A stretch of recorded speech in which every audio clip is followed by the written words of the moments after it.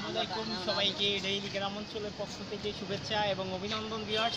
আবার চলে আসলাম my first blog, আজকের প্রথম ব্লগে আমার চ্যানেলের। তো আজকে আমরা চলে আসছি একটি ডিফারেন্ট প্লেসে এবং এই ভিডিওটি আজকে একটু এক্সক্লুসিভ হবে, এই জন্য আমরা চলে আসছি বাংলাদেশের মহিষের দধির জন্য বিখ্যাত ভোলা জেলায়।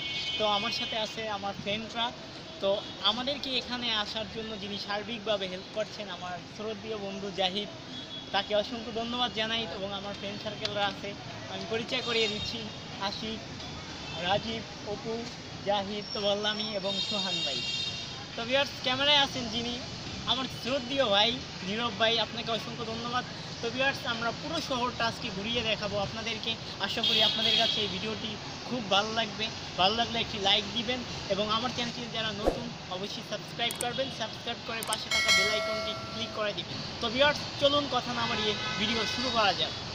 এদিকটা বেশ একটি চমৎকার দৃশ্য রয়েছে এবং এই পুকুরে প্রচুর পরিমাণে মাছ রয়েছে এবং রয়েছে আপনার সুন্দর বক্স এবং স্টিলের তৈরি এগুলা।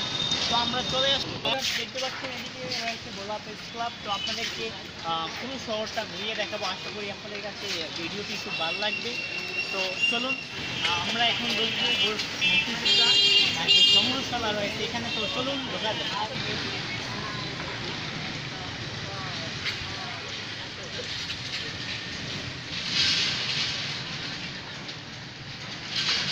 জেলা পরিষদ কার্যালয় ভোলা। তো দেখতেই পাচ্ছেন, আপনাদেরকে একটু দেখাচ্ছি জেলা পরিষদ যাচ্ছি। চলুন যাওয়া যায়।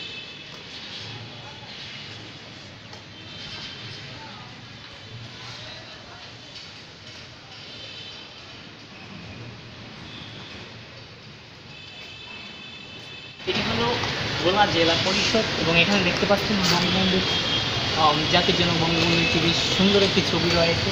এবং আমরা এই স্মৃতি সংগ্রহশালা আজকে বন্ধ, সরকারি ছুটির কারণে সাপ্তাহিক। তো আনফর্চুনেটলি আপনাদেরকে আমি ভিতরে দেখাতে পারলাম না, দুঃখিত এই জন্য।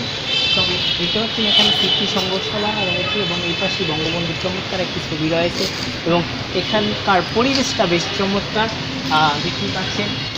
এটি রয়েছে জেলা পরিষদের একটি অংশ, ঝর্ণা, এবং জেলা পরিষদ কার্যালয়ের সামনে দেখতে পাচ্ছেন। তো চলুন আমরা ঝর্ণার এখানে যাব।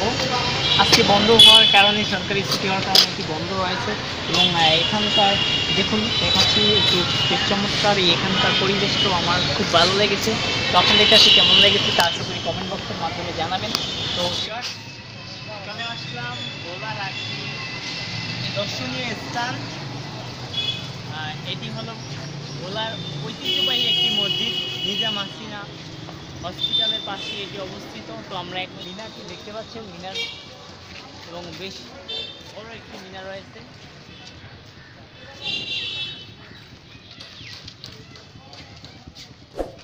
আমরা এখন হসপিটালের দিকে যাচ্ছি। ভিউয়ার্স, দেখতে পাচ্ছেন এখানে এই মসজিদটির সৌন্দর্য এতটাই সুন্দর যে এটি মিনারটি দেখতেও বেশ চমৎকার।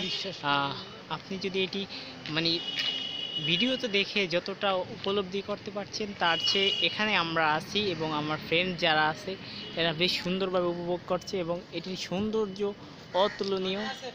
এবং দেখতে পাচ্ছেন এটির মিনারটিও বেশ উঁচু লেভেলের এবং এই ভোলার এটি একটি সৌন্দর্য এবং দর্শনীয় স্থান এবং ঐতিহ্যবাহী একটি মসজিদ। এবং এদিকটা রয়েছে একটি হসপিটাল এবং এটি চক্ষু হসপিটাল নামে পরিচিত এবং এটিও ভোলার ঐতিহ্যবাহী একটি হসপিটাল। তো হসপিটালটি দেখাচ্ছে আপনার নিজাম হাসিনা ফাউন্ডেশন হসপিটাল। তো ভিউয়ার্স, এদিকেও রয়েছে আরেকটি ভবন চমৎকার। তো আমরা এদিকটা যাব।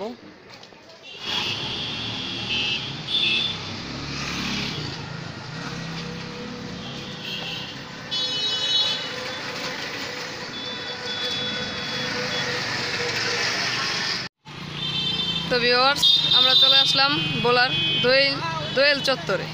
দেখতে পাচ্ছেন এখানে অনেক সুন্দর 3টি দোয়েল পাখি রয়েছে, আর পাশেই রয়েছে একটি মার্কেট এবং ভোলা সরকারি উচ্চ বিদ্যালয়ের একটি অংশ এখানে দেখা যাচ্ছে। খুবই সুন্দর এলাকা, এটা অনেক সুন্দর লাগছে।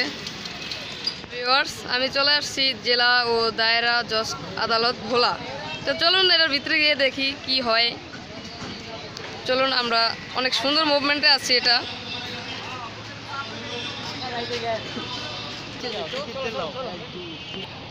সো ভিউয়ার্স, আমরা চলে এসেছি ভোলা জজ আদালত ভবন। দেখতে পাচ্ছেন এখানে অনেক সুন্দর মুভমেন্টে আছে আমরা। তো আদালতের দৃশ্যগুলো অনেক সুন্দর এবং এলাকার পরিবেশ। পাশে দেখা যাচ্ছে একটি খেলার মাঠ আছে, র্যাকেট খেলা। তো এখানে দেখা যাচ্ছে অনেক সুন্দর। এখন আমরা যাব ভোলা তুলাতলি পার্কে। তো আমরা ফ্রেন্ড সার্কেল সবাই এক একটি গাড়িতে উঠবো। তো তোমরা গাড়িতে ওঠো। তো ভিউয়ার্স চলুন যাওয়া যাক। তো ভিউয়ার্স দীর্ঘ 4 কিলোমিটার পথ অতিক্রম করে এই গাড়িতে আমরা চলে আসলাম এখন তুলাতলি গ্রাম ইকো ফিশ কার্যক্রম। তো এইখানে একটি পার্ক রয়েছে, চলুন আমরা এখন নিয়ে পার্কে যাব। ভিউয়ার্স চলে আসলাম ভোলার ঐতিহ্যবাহী তুলাতলি পার্কে, দেখতে পাচ্ছেন। তো ভিউয়ার্স এখন আমরা ভোলা ছেড়ে চলে যাব এবং দেখতে পাচ্ছেন এদিকে রয়েছে ফেরিঘাট। এটা জংশন ফেরিঘাট নামে পরিচিত এখানকার। এবং এই পাশে মেঘনা নদী দেখতে পাচ্ছেন এবং এই একটি আইস মেল রয়েছে, অর্থাৎ বরফ কল। তো ভিউয়ার্স আমাদের ভিডিওটি আশা করি আপনাদের কাছে অনেক ভালো লেগেছে।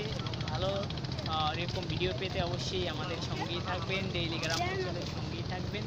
তো ভিউয়ার্স আজকের মতো এখানেই বিদায়। আল্লাহ হাফেজ, সবাই ভালো থাকবেন।